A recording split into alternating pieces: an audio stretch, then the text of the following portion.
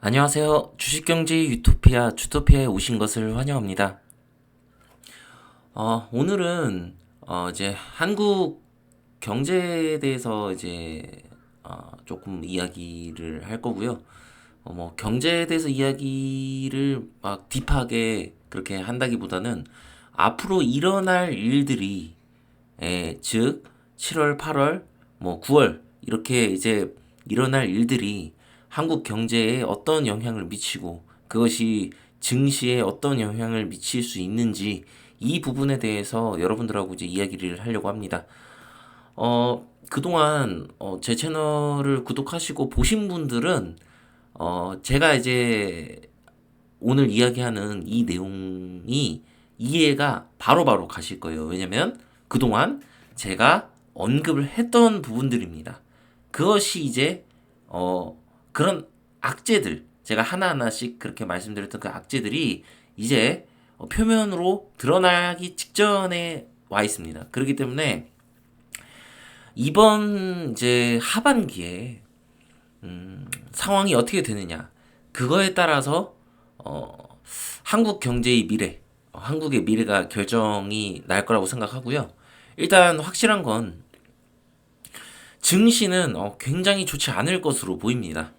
그래서 이런 부분들을 고려해서 여러분들이 투자를 하셔야 되고 이런 악재들이 있는데도 지금 뭐 2차 전지 관련주라든지 반도체 주들이 이렇게 좀 버티고 있는 것들은 매우 비정상적이다라고 여러분들이 생각을 하셔야 됩니다. 아시겠습니까? 여러분들이 진짜 어, 이 영상을 보지 않으시면 정말 후회하실 거고 설사 내가 상승을 더 할 거라고 생각하더라도 이 영상 보시면서 아 이런 일들이 일어날 수 있고 이게 증시의 악재가 될 수 있겠구나라고 여러분들이 생각을 하시고 그것에 대해서 경각심을 가지시고 매매를 하시면 분명히 본인의 자산을 지킬 수 있을 거라고 저는 생각합니다. 구독과 좋아요 알림 설정 부탁드리고요. 지금부터 시작할게요. 자, 6월 소비자 물가 2.7% 상승을 했다. 21개월 만에 2%대 상승률. 이게 이제 얼마 전에 7월 4일 날 이제 나온 뉴스로 이제 한국에서 소비자 물가 지수가 발표가 되었죠. 자, 이거는 매우 긍정적인 그런 뉴스였어요. 실제로 증시에도 좋은 그런 모습을 보여줬죠.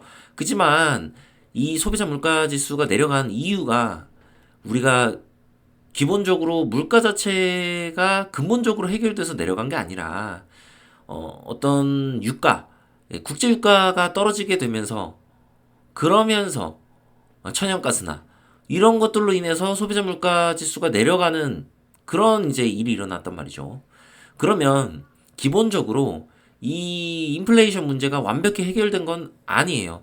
이 만약에 원유 가격이 다시 유가가 오른다든지 천연가스가 오르는 일이 벌어지면 이 소비자 물가는 다시 상승할 수 있다는 거예요. 그래서 이런 부분들에 대해서 여러분들이 꼭 알고 계셔야 되고 자 그리고 자 최근에 얼마 전에 새마을금고 문제가 이제 불거지지 않았습니까? 새마을금고에서 이제 연체율이 이제 급상승하면서 부동산 PF 문제가 부각되면서 법인들에게서 연체 문제가 일어나면서 새마을금고의 어떤 그런 재정 문제가 불거지면서 이제 뱅크런 사태가 약간 좀 일어났어요.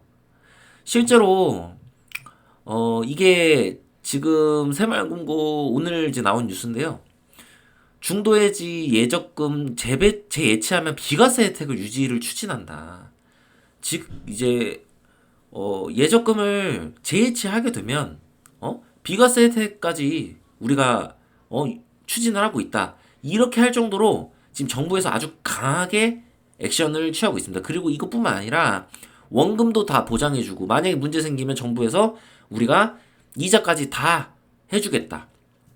이렇게 지금 이야기를 하고 있습니다. 그죠? 실제로 지금 이 한 문제, 이 새마을금고 금고의 지금 이 문제로 무슨 갑자기 공황이 온다든지 이런 일이 일어나진 않습니다. 제가 어제 한국에 이제 좀 악재가 있을 수 있다. 그거에 대해서 알아보자라고 얘기했는데 그것이 공항으로 오는 것은 아닙니다. 이게 갑자기 이거 하나만으로 여러분 대공황이 올 수는 없어요. 복합적인 문제들이 함께 일어나서 정말로 진짜 손도 쓸 수 없을 정도가 돼야 되는 겁니다. 정부에서 예금이나 이런 거 만약에 망하면 다 물어주겠다. 이게 어떤 이야기냐면 결국에는 우리가 돈 찍어서라도 다 해줄 거야 라는 얘기예요. 그죠? 만약에 문제 생기면 진짜로 뭐 정부가 돈이 없든 뭐든 찍어서 해주겠다 이 얘기인데 여러분들이 제가 이제 뱅크런에 대해서 올 상반기에 제가 다루지 않았습니까? 그리고 구독자분들이 이제 얼마 없을 때 제가 말씀드린 게 이런 일들이 일어날 수 있으니 1금융권으로 반드시 바꿔놔야 된다. 그리고 5천만 원의 한도가 있긴 하지만 그걸로 실제적으로 받을 수 있습니다. 5천만 원 이하의 예금에 대해서는 보장을 해주기 때문에. 하지만 이것이 동시다발적으로 일어나고 큰일이 벌어지게 되면요. 그것을 바로 여러분들한테 해줄 수가 없습니다. 예.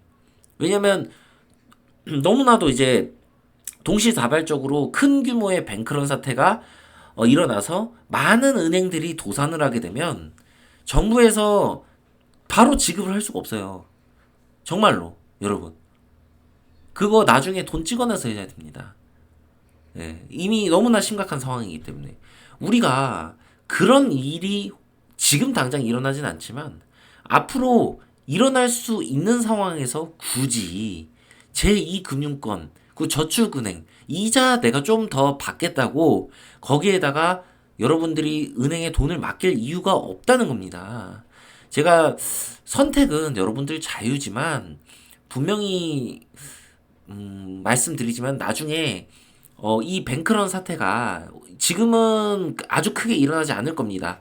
하지만 하반기에 어떤 일들이 일어나느냐 또 요 문제로 인해서 8월 7, 8월에 다른 은행에 다른 저축은행의 뱅크런들이 어느 정도 발생했느냐 이런 이슈들이 나올 수가 있어요. 그래서 이런 것들이 만약에 생각보다 심각할 경우에는 실제로 뱅크런 사태가 좀 심각하게 일어날 수 있어요. 그래서 이런 것들에 대한 불확실성이 있는 상태에서 지금 가뜩이나 경제에도 안 좋고 세계에서 정말 많은 지금 일들이 일어나고 있는데 그렇게 불안에 떨면서 여러분들이 이자 조금 몇 프로 더 받겠다고 이렇게 하시면 안 된다는 거예요. 아시겠죠? 그래서 혹시라도 새마을금고에 내가 지금 예적금이 돼 있다. 그리고 새마을금고뿐만 아니라 다른 저축은행들의 예적금이 돼 있다. 저는 1금융권으로 옮기는 거 강력하게 추천드립니다. 예, 뭐 정부에서 안전하다? 이런 게 중요한 게 아니에요. 여러분들 자산은 여러분들이 지키는 거지 정부가 지켜주는 게 아니에요. 여러분들 그거를 꼭 아셔야 돼요. 그리고 이 뱅크런 사태가 일어났을 때 가장 많이 그거에 대해서 걱정하고 우려하는 사람들이 누구였습니까? 결국에 뭐 50대에서 뭐 70대 이렇게 조금 나이가 있으신 분들이 유독 더 신경을 썼단 말이에요. 왜 그러냐? 그분들은 이미 과거에 IMF를 경험했고 또한 과거에 뱅크런 사태가 뭐 저축은행들이 파산나고 이런 것들을 경험을 했기 때문에 불안할 수밖에 없는 거예요. 제가 그 전에 말씀드렸지만 지금 20, 30대 20, 30대는 그거를 겪은 세대가 아니기 때문에 이것들에 대해서 둔감할 수밖에 없어요. 근데 심지어 만약 20, 30대까지 이 경각심을 가지는 순간 그것은 엄청난 이제 뱅크런 사태로 일어날 수 있는 거죠. 근데 지금 사실상 20, 30대는 이런 거에 꿈쩍할 지금 그런 상황이 아니기 때문에 아직은 심리적으로 안정화가 돼 있는 거죠. 그리고 어떤 경제 시스템이나 모든 것들은 심리적인 어떤 광기나 심리적인 공포로 인해서 무너질 수 있어요. 경제는 심리가 엄청난 걸 작용합니다. 그렇기 때문에 지금 당장 큰 문제가 일어나지 않음에도 불구하고 정부가 아주 강력하게 나서는 거예요.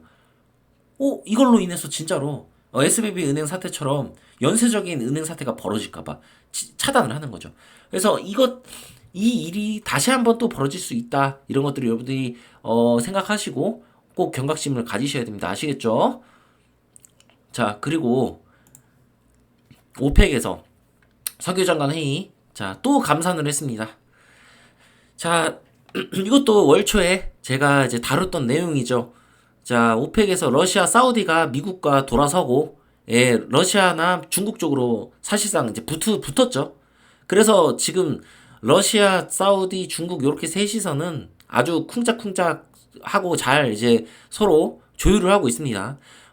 일단은 원유 가격이 떨어지면요, 국제유가가. 그러면, 어, 이제 얘네는 엄청 손해를 보게 된단 말이죠. 그렇기 때문에 국제 유가를 더 이상 떨어뜨리지 않는 거예요. 러시아는 전쟁 중이기도 하고, 사우디는 어, 최대 산유국이잖아요, 사실상. 그런 상태에서, 예? 아니, 원유 가격이 떨어지면 당연히 국가 경쟁력, 경제, 당연히 위축될 수밖에 없죠. 가뜩이나 경제가 어려운데. 근데 이거를 그대로 냅두겠습니까? 그래서 제가 처음에도 말씀드렸지만, 국제유가가 쉽게 떨어지지 않을 것이다 라고 말씀을 드린 겁니다. 이 부분 때문에. 아시겠죠? 그럼 이 부분이 한국에 어떤 영향을 미치겠느냐. 앞서 제가 말씀드린 것과 같이 연계를 해보면 우리나라의 소비자 물가지수는 결국 국제유가가 내림세를 보임으로 인해서 소비자 물가지수가 떨어진 겁니다. 근데 국제유가가 이렇게 오르는 추세를 보이고 어느 정도 70달러에서 80달러를 유지해야 한다. 그러면 우리나라 소비자 물가지수는 더 이상 떨어지지 않고 오히려 오를 수가 있는 겁니다. 그래서 이런 것들을 여러분들이 꼭 고려를 하셔야 됩니다. 하반기에 벌어질 일이에요. 하반기에 러시아가 어떤 행동을, 어떤 액션을 할지 모릅니다. 지금 러시아는 내분이 일어나고 있어요. 이런 상태에서 푸틴은 무언가를 해야 돼요. 뭔가 내가 해야 돼요. 뭐 우크라이나 뭐 전쟁을 이기든지 아니면 무언가를 자기만의 그런 것들을 이제 이루어야 된단 말이에요. 그러기 위해서는 뭐라도 해야 돼요. 무슨 짓이라도 할 겁니다. 올 하반기에. 그래서 이것은 한국 경제에 엄청난 영향을 미칠 수 있어요.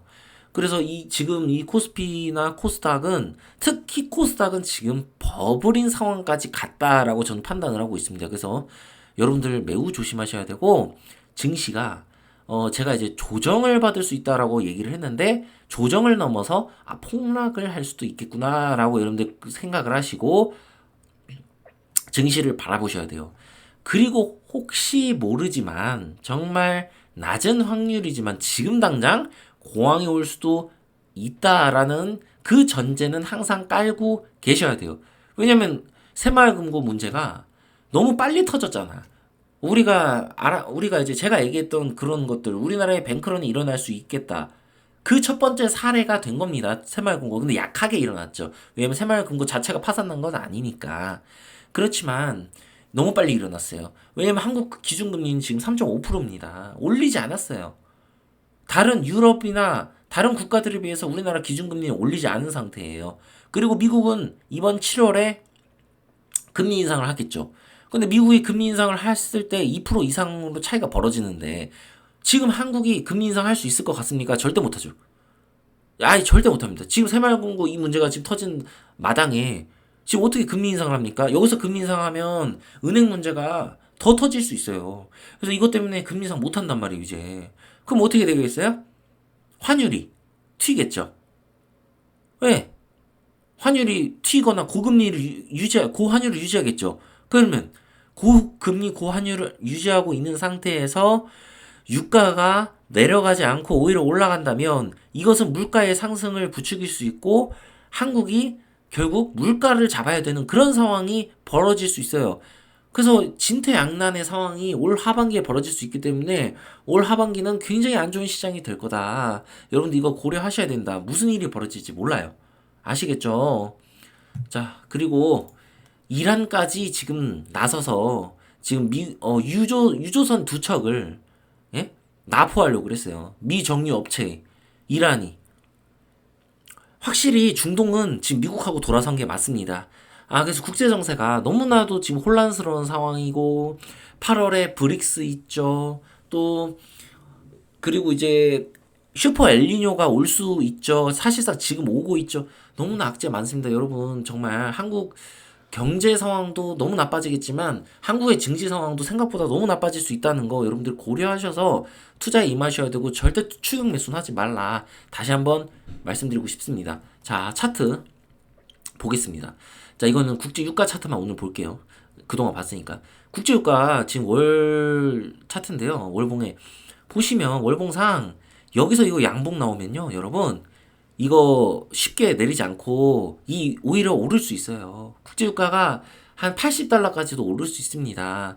그래서 이런 부분들을 여러분들이 고려를 하셔야 되고 이 부분을 무조건 지지를 할 거다. 무슨 일이 있어도 러시아와 사우디는 유가를 내리지 않으려고 할 거고 미국은 유가를 내리려고 할 겁니다. 하지만 미국이 유가를 내리려고 하는 거는 실패를 할 수밖에 없어요. 그래서 결국에는 우리가 저 처음에 제가 이제 말씀드린 게 사우디하고 문제가 있을 수 있는데 국제 유가가 미국이 금리를 올려도 내리지 않을 거다. 그런 현상이 일어날 거다.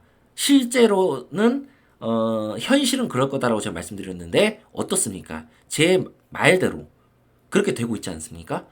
교과서적인 측면으로 우리가 경제 책을 보면 달러가 오르면 달러의 가치가 오르면 유가는 내려야 되는 겁니다. 그거는 교과서에서 이야기하는 거예요. 그래서 우리가 탁상 공론을 하게 되고 그냥 뭐 실제로 매매도 해본 적 없고 차트도 제대로 본 적 없고 어떤 국제 유가나 이런 것들의 흐름들을 지켜보지 않은 상태에서 우리가 책으로만 공부해가지고 그렇게 해서 경제를 보시면 안 돼요. 이런 변수들이 일어날 수 있어요. 다양한 측면에서. 경제는 절대로 어떤 1 더하기 1은 2다. 이렇게 나오는 게 아니기 때문에 항상 변수를 고려해야 돼요. 주식시장도 마찬가지고. 여러분들, 정말로 여러분들이 맹목적으로 어떻게 생각하셔서 여러분들이 지식을 가지고 투자하는 것보다는 다양한 관점에서 다양한 변수들을 생각하시고 그렇게 고려하시고 투자를 하시는 여러분이 되셨으면 좋겠습니다. 그리고 제가 한국에 저 위기가 뭐 올 수도 있다 이렇게 얘기하지만 이것이 당장 대공황이 온다고 얘기는 하는 건 아니에요. 제가 분명히 대공황이 당장 오게 될 것 같다고 하면 그거에 대해서 더 강력하게 여러분들한테 얘기를 할 겁니다. 자, 앞으로는 제가 금에 대해서 다시 한번 제가 강조하는 그런 영상들을 올리게 될 거고요. 자, 오늘도 영상 시청해 주셔서 감사하고 구독과 좋아요, 알림 설정 부탁드리고요. 주식경제 유토피아 주토피아였습니다. 감사합니다.